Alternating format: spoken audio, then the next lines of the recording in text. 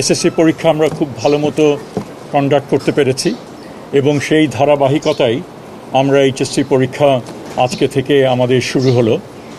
আমরা মনে করি যেভাবে সম্পন্ন করেছি আগের পরীক্ষাটা এবারও সেভাবে হবে।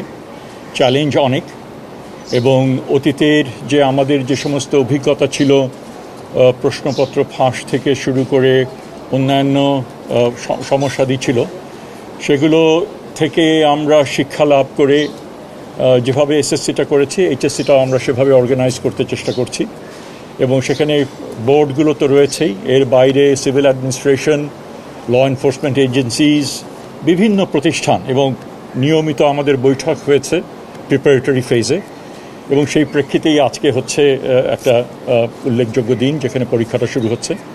আমরা আশা করি যে আমরা এটা সম্পন্ন করতে পারব। এখানে মোট 12,51,000 পরীক্ষার্থী পরীক্ষা দিচ্ছেন এবং 2,800 সেন্টারে এই পরীক্ষাটা হচ্ছে এবং এই পরীক্ষার্থীরা মূলত 9,300 প্রতিষ্ঠান থেকে তারা পার্টিসিপেট করছেন এই ইসের ক্ষেত্রে। একটা উল্লেখযোগ্য বিষয় সেটা হচ্ছে যে মোট যে পরীক্ষার্থীর 50.6% হচ্ছেন নারী এবং 49.4% হচ্ছেন পুরুষ, মানে ছেলে।